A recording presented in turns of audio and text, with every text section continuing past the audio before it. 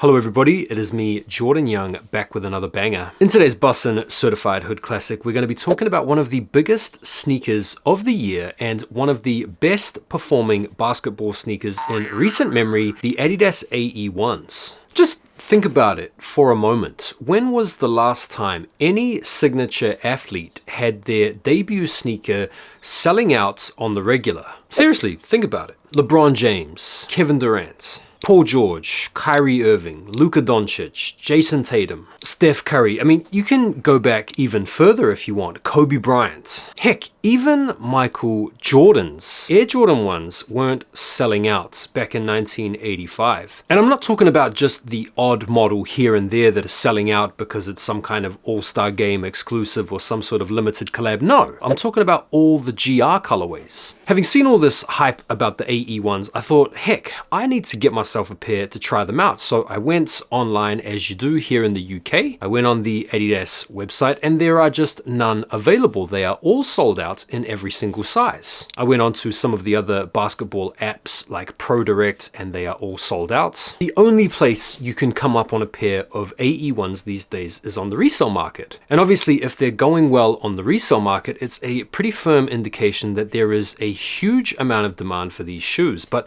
how did we get here? Over the past few years in sneaker culture, we have seen a number of really it trends. Right around the pandemic, we saw this huge resurgence in popularity for 80s basketball shoes, particularly Air Jordan 1s and Nike Dunk Lows. This trend came about right around the same time as this big thrift shop vintage trend, and the two trends coalesced to bring about popularity in a lot of forgotten models like the New Balance 550. Around the same time, we had a massive foam runner and Yeezy slides trend as people that were living at home during the pandemic or changing up their lifestyles opted in for more comfortable footwear. This also manifested in other areas of the market where we saw this massive popularization of clogs and mules. Coming out of the pandemic, a big skate shoe trend which has definitely been popping off over the past few years. And then in more recent times, we have seen the Y2K runner trend as well as the flat-soled Samba trend that has been encouraged on about its way thanks to the bloke core trend.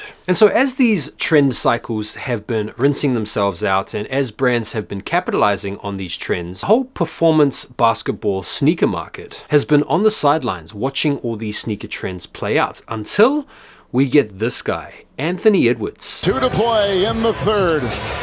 Fun game here in the Twin Cities. Look at the moves by Edwards. Swashbuckling! For Utah, Edwards gets it back! 9. Anthony Edwards is a 22-year-old shooting guard slash power forward hailing from Atlanta, Georgia, and he plays for the Minnesota Timberwolves. His nickname is Ant-Man, and he has been instrumental in his team's success this year, going all the way to the Western Conference Finals. His style of play has been compared a lot to Michael Jordan. Garnett has something to say about you. I'm gonna put my bread on young fella. He like a young 84 Jordan, boy. You hear me? He said you remind him of an 84 Jordan. What do you think about what he said? That's OG, man. Whatever he say goes. Really explosive, really athletic, great footwork, great creativity. Whilst some people have been quick to dispel these comparisons because it's almost blasphemous to say that a modern day player could be anywhere near the same caliber as MJ, his highlight reel speaks for itself. And just this year alone, he received NBA Fan Awards for Picture of the Year, as well as Dunk of the Year, as well as Block of the Year. He also has a great sense of humor and a pretty down-to-earth personality. A lot of his interviews have gone viral on social media and he just comes across as a cool dude. Damn, I'm trash. What you mean? Look at 6 for 24. Look at me. Look at me. 2 for 10. When the AE1 was launched, the ad campaign around it was really clever and really savvy. Nah, they ain't messing with him. Hell no. These shoes, I like them AE1s better than these, nephew. These the ones, Jack. Oh yeah, these the ones. You know how I know? How? Cause they mind crazy, man. The shoes themselves have been critically acclaimed. A lot of people out there are loving them for performance basketball. A lot has been made of the awesome traction, as well as the cushioning, as well as the support, as well as the materials. They come in at a really attractive price point. Here in the UK, they're selling for around £100 to £110, or around 120, 130 USD. And aesthetically, they look really cool. They look futuristic, but they don't look like they're doing too much. As a result, they have been incredibly popular with ballers and hoopers, and have even started to make a crossover into the world of streetwear and fashion, resurrecting all that nostalgia that those of us still have for the 2010 to 2012 era, right around the time when Nike basketball was popping off. One of the biggest celebrities that has brought the AE1 into this light again is Wale. Ironically enough, the same guy that was wearing the LeBron 10s and the KD 4s and Kobe's and all sorts of Nike basketball heat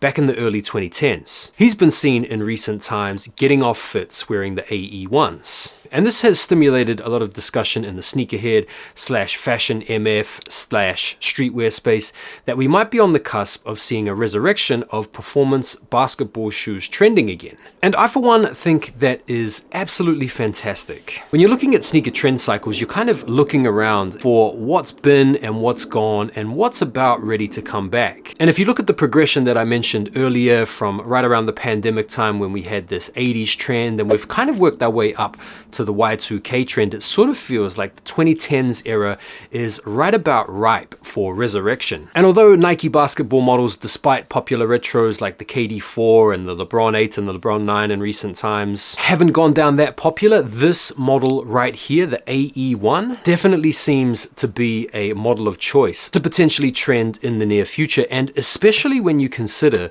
that the low tops are about to hit the market. I think it's pretty crazy to think that not so long ago, when Ye was busting up with Adidas, a lot of people were looking at the imminent downfall of Adidas. But in the wake of Ye leaving, Adidas have been able to somewhat spearhead two of the biggest modern day sneaker trends, apart from, of course, the Y2K runner and maybe the mule, that being the Samba trend, which has just been absolutely dominating. And then these AE1s, like I said, you cannot buy these for retail if you wanted to. GRs. If a GR is selling out, they are doing something right. And so personally, I think it's a testament to the quality of this kid's game. I think people out there that play ball want to wear his shoes because they want to play like him on the court. I think the aesthetics of the shoe transfer across really nicely into a streetwear and a fashion MF space. And I feel like the time is nigh, because the performance basketball sneaker trend has been shelved